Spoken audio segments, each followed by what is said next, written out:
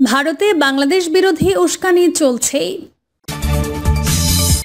এবং সর্বশেষ জানাবো কৌশলে শেখ হাসিনাকে কি দুষছেন ছাত্রলীগ নেতা। এতক্ষণ শুনছিলেন সংবাদ শিরোনাম, এবার বিস্তারিত। ভারতে বাংলাদেশ বিরোধী উস্কানি চলছে। ছাত্র জনতার অভ্যুত্থানে শেখ হাসিনার পতন ও ভারতে পালিয়ে যাওয়ার পর থেকে বাংলাদেশের সাথে সম্পর্কের একটা অপ্রত্যাশিত অনাকাঙ্ক্ষিত রশ্মি টানাটানি চলছে। ভারতে আশ্রয় গ্রহণের শুরু থেকে শেখ হাসিনা সেখানে বসে রাজনৈতিক উস্কানিমূলক বক্তব্য দিয়ে দেশে অস্থিতিশীল পরিবেশ তৈরির চেষ্টা চালিয়ে যাচ্ছেন।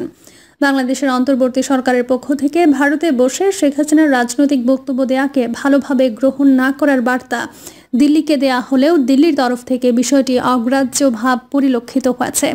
উপরন্তু ভারতের কিছু মূলধারার গণমাধ্যম ও সোশ্যাল মিডিয়া প্ল্যাটফর্মে অনবরত বাংলাদেশ বিরোধী মিথ্যা প্রচার প্রোপাগান্ডা চালানো হচ্ছে।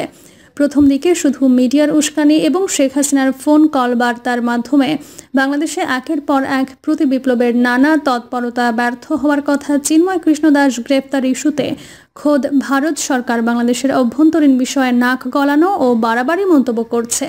ডক্টর মোহাম্মদ ইউনূসকে অভিনন্দন জানিয়ে তার সরকারের সাথে কাজ করার যে বার্তা শুরুতেই দিল্লি দিয়েছিল তার সাথে বাস্তবতার কোনো মিল খুঁজে পাওয়া যায়নি। যতই দিন যাচ্ছে বৈপরীত্য ততই প্রকট আকারে ধরা পড়ছে। পশ্চিমবঙ্গের বিজেপি নেতা শুভেন্দু অধিকারীর উস্কানিমূলক বক্তব্যের পর বাংলাদেশের ছাত্র জনতার মধ্য থেকে পাল্টা জবাব আসা খুবই স্বাভাবিক বিষয়। অন্তর্বর্তী সরকার ভারতের সাথে সমতা ও ন্যায্যতার ভিত্তিতে নতুন বাংলাদেশের সম্পর্ক ও পারস্পরিক লেনদেন বোঝাপড়ার কথা বলছে। সম্ভবত এটাই ভারত মেনে নিতে পারছে না। সেই বাংলাদেশে শেখ হাসিনার মতো চিরস্থায়ীভাবে একটি নতজানু বংশোদ্ভূত সরকার চায়। ছাত্র জনতার অভ্যুত্থানের পর নতুন বাংলাদেশ ভারতের সাথে সমতা ভিত্তিক দ্বিপাক্ষিক সম্পর্ক বজায় রাখতে আগ্রহী। ভারত বাংলাদেশ বৈরী সম্পর্কে কারোর লাভ নেই, এটা ভারত সরকারের পক্ষ থেকেও স্বীকার করা হয়েছে। সম্ভবত এ কারণে সীমান্তের দুই প্রান্তে চরম উত্তেজনা ও বাদানুবাদের মধ্যেও দুই দেশের পররাষ্ট্র সচিব পর্যায়ের পূর্ব নির্ধারিত বৈঠকটি বাতিল বা স্থগিত হয়নি। গত 9 ডিসেম্বর ভারতের পররাষ্ট্র সচিব বিক্রম মিশ্রি ঢাকায় আসেন এবং বাংলাদেশের পররাষ্ট্র সচিব মোহাম্মদ জসিম উদ্দিনের সাথে বৈঠকে বসেন। বিক্রম মিশ্রি তথাকথিত সংখ্যালঘু নির্যাতনের প্রসঙ্গ উত্থাপন করলেও তার কাছ থেকে সম্পর্কের ইতিবাচক উত্তরণের বার্তা পাওয়া গিয়েছিল। অন্যদিকে আভ্যন্তরীণ বিষয়ে ভারতের মন্তব্য, কলকাতা ও আগরতলায় বাংলাদেশ হাই কমিশন কার্যালয়ে হামলা ও উস্কানির বিষয়ে অসন্তোষ প্রকাশ করেছিল বাংলাদেশ। বিক্রম মিশ্রি পররাষ্ট্র উপদেষ্টা তৌহিদ হোসেন এবং প্রধান উপদেষ্টার সাথেও সৌজন্য সাক্ষাৎ করেন। তিনি গণমাধ্যমের কাছে লিখিত বক্তব্যে দুদেশের মধ্যে জনকেন্দ্রিক জনমুখী সম্পর্ক এগিয়ে নিতে অন্তর্বর্তী সরকারের সাথে কাজ করতে আগ্রহী বলে জানিয়েছিলেন। বিক্রম মিশ্রি ঢাকায় অবস্থানকালে কলকাতা ও দিল্লিতে বাংলাদেশ বিরোধী চাপান উত্তর চলছিল। বিজেপি বিভিন্ন সংগঠনের বাংলাদেশ সীমান্তে লং মার্চ, কলকাতা ও আগরতলায় হাই কমিশন অফিসে হামলা, পতাকা অবমাননা সহ তাদের ধারাবাহিক অতৎপরতার জবাবে বাংলাদেশের প্রধান রাজনৈতিক দল বিএনপির 3টি অঙ্গ সংগঠনের পক্ষ থেকে আগরতলামুখী যে লং মার্চের ডাক দেওয়া হয়েছিল, লাখো মানুষের অংশগ্রহণে তা জনসমুদ্রে পরিণত হয়েছিল। দিল্লিতে ফিরে গিয়ে বিক্রম মিশ্রির সংসদীয় কমিটির কাছে বাংলাদেশ সফর নিয়ে যে ব্রিফ করছেন তা ইতিবাচক। তিনি বাংলাদেশের সংখ্যালঘুদের ওপর কথিত হামলার বিষয়ে বাংলাদেশ সরকারের আইনগত ব্যবস্থা গ্রহণের আশ্বাস এবং দিল্লিতে বসে শেখ হাসিনা যেসব বক্তব্য ছড়াচ্ছেন তা দিল্লি সমর্থন করে না বলেও জানিয়েছেন। তিস্তার পানি চুক্তি, সীমান্তে বিএসএফ এর বাড়াবাড়ি, দ্বিপাক্ষিক বাণিজ্য ইস্যু সহ বিভিন্ন বিষয়ে বিগত বছরগুলোতেও ভারত সরকারের প্রতিশ্রুতির প্রতিফলন বাস্তবে দেখা যায়নি। তবে তা নিয়ে বংশোদ্ভূত হাসিনা সরকারের কোনো গরজ বা মাথা ব্যথা ছিল না। এখন পরিস্থিতি পাল্টে গেছে। ছাত্র জনতার বিপ্লবের মধ্য দিয়ে উত্থিত নতুন বাংলাদেশ ভারত সহ প্রতিবেশীদের সাথে সমতা ও ন্যায্যতার ভিত্তিতে দ্বিপাক্ষিক সম্পর্ক গড়ে তুলতে বদ্ধপরিকর। বিক্রম মিশ্রির সফর এবং পরবর্তী ব্রিফিং থেকে অনুমিত হয় ভারত সরকারও দ্বিপাক্ষিক সম্পর্ক এগিয়ে নিতে আগ্রহী, কিন্তু বাস্তবে তার প্রতিফলন লক্ষ্য করা যাচ্ছে না। গত কয়েকদিনে দুই দেশের নাগরিক সমাজ ও রাজনৈতিক দলগুলোর পাল্টাপাল্টি বক্তব্যে উত্তেজনা বাড়ার পেছনে ভারতের দায় অনেক বেশি। বাংলাদেশের পক্ষ থেকে ভারতের কোনো নিরাপত্তা হুমকি না থাকলেও তারা বাংলাদেশের সাম্প্রদায়িক সম্প্রীতি বিনষ্টের উস্কানি সহ নানা অতৎপরতার ইন্ধন দিচ্ছে।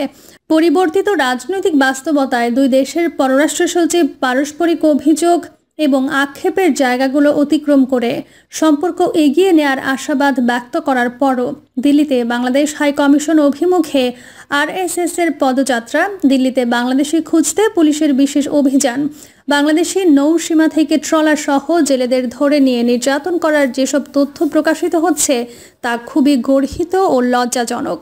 দিল্লির মনে রাখা দরকার, তাদের যে কোনো আধিপত্যবাদী পদক্ষেপে বাংলাদেশে পাল্টা প্রতিক্রিয়া দেখা দিতে পারে। এখন আর একপাক্ষিকভাবে সম্পর্ক উন্নয়ন সম্ভব হবে না। বিগত বছরগুলোতে বাংলাদেশের গণতন্ত্র ও মানবাধিকারের প্রশ্নে পশ্চিমা বিশ্বে যখন দেশের সংখ্যাগরিষ্ঠ মানুষের পাশে দাঁড়িয়েছিল, ভারত তখন একতরফাভাবে শেখ হাসিনার স্বৈরাচারী শাসন টিকিয়ে রাখতে সম্ভাব্য সব কিছু করেছিল। এখন তারা অন্তর্বর্তী সরকারকে বেকায়দায় ফেলে ব্যর্থ করে দিতে চাইলেও দেশে এক অভূতপূর্ব জাতীয় ঐক্য সূচিত হয়েছে। যুক্তরাষ্ট্র, ইউরোপীয় ইউনিয়ন, চীন, জাপান সহ পশ্চিমা বিশ্ব ও উন্নয়ন অংশীদাররা ডক্টর ইউনূসের নেতৃত্বাধীন অন্তর্বর্তী সরকারের প্রতি সমর্থন ও সহায়তার হাত বাড়িয়ে দিয়েছে। বিশ্বায়নের এই যুগে কেউ যেমন স্বয়ংসম্পূর্ণ নয়, তেমনি কেউ কারো জন্য অপরিহার্য নয়। হুমকি ও চাপ সৃষ্টির আধিপত্যবাদী নীতি দিয়ে শান্তি ও সম্প্রীতির ভারসাম্যপূর্ণ সম্পর্ক বজায় রাখা সম্ভব নয়। কৌশলে শেখ হাসিনাকেই কি দুষলেন ছাত্রলীগ নেতা? ফেসবুকে নিষিদ্ধ ঘোষিত ছাত্রলীগের সাবেক সাধারণ সম্পাদক ও ডাকসুর জিএস গোলাম রব্বানীর একটি স্ট্যাটাস নিয়ে রাজনৈতিক অঙ্গনে নানা গুঞ্জন দেখা দিয়েছে। কারো কারো মতে তিনি জামায়াত ও এর নেতাকর্মীর প্রশংসা করেই ফেসবুকে ওই বক্তব্য দিয়েছেন। তবে আওয়ামী লীগ ও সম্প্রতি নিষিদ্ধ ঘোষিত ছাত্রলীগের ত্যাগী নেতাকর্মীরা মনে করে লাখ লাখ নেতাকর্মীকে মাঠে ফেলে শীর্ষ নেতাদের পালিয়ে যাওয়ারই নিন্দা ফুটে উঠেছে ওই রাব্বানীর কণ্ঠে। খোদ দলের সভানেত্রীকেই উদ্দেশ্য করেই তিনি এমন তীক্ষ্ণ মন্তব্য ছুড়ে দিয়েছেন। কি বললেন রাব্বানী? গণমাধ্যমের খবরে দেখা যায় যে আদর্শিক সহযোদ্ধার পাশে দাঁড়ানোর দলগত ও ব্যক্তিগত চর্চায় আওয়ামী লীগ, বিএনপি কিংবা অন্যান্য রাজনৈতিক দলের চেয়ে জামায়াত ও তাদের নেতাকর্মীদের ঢের এগিয়ে এমন মন্তব্য করেছেন নিষিদ্ধ ঘোষিত ছাত্রলীগের সাবেক সাধারণ সম্পাদক ও ডাকসুর জিএস গোলাম রব্বানী। গণমাধ্যমের খবরে দেখা যায় যে সম্প্রতি নিজের ভেরিফাইড ফেসবুক আইডিতে এক পোস্টে গোলাম রব্বানী লিখেছেন, একই নীতি আদর্শ চেতনায় বিশ্বাস করা নিজ দলের নেতাকর্মী ও সমর্থকদের বৃহৎ আদর্শিক পরিবারের সদস্য হিসেবে অন করা, যে কোনো ন্যায়সঙ্গত প্রয়োজনে ও সংকটে আন্তরিকতা ও সাধ্যের সেরাটা দিয়ে পাশে থাকা অত্যাবশ্যক রাজনৈতিক গুণ। আপনি স্বীকার করুন বা না করুন, আদর্শিক সহযোদ্ধার পাশে দাঁড়ানোর দলগত ও ব্যক্তিগত চর্চায় আওয়ামী লীগ, বিএনপি কিংবা অন্যান্য রাজনৈতিক দলের চেয়ে জামায়াত ও তাদের নেতাকর্মীরা ঢের এগিয়ে। বহু চড়াই উতরাই প্রতিকূলতার মাঝেও যা তাদের টিকে থাকার অন্যতম সহায়ক শক্তি, কার্যকর টনিক।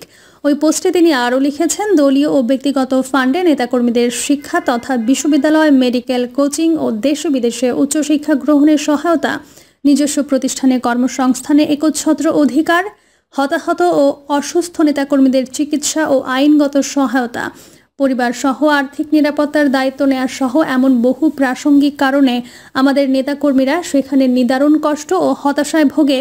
তাদের নেতাকর্মীরা সেথা দলীয় সহায়তায় দারুণ মানসিক জোর পায়। একাত্তরের ভূমিকা সহ বহুবিধ বিতর্ক সমালোচনা থাকলেও তাদের আদর্শে বিশ্বাসীদের দায়িত্ব নেওয়ার আপ্রাণ প্রচেষ্টার জন্য তারা অনুকরণীয় প্রশংসার দাবিদার।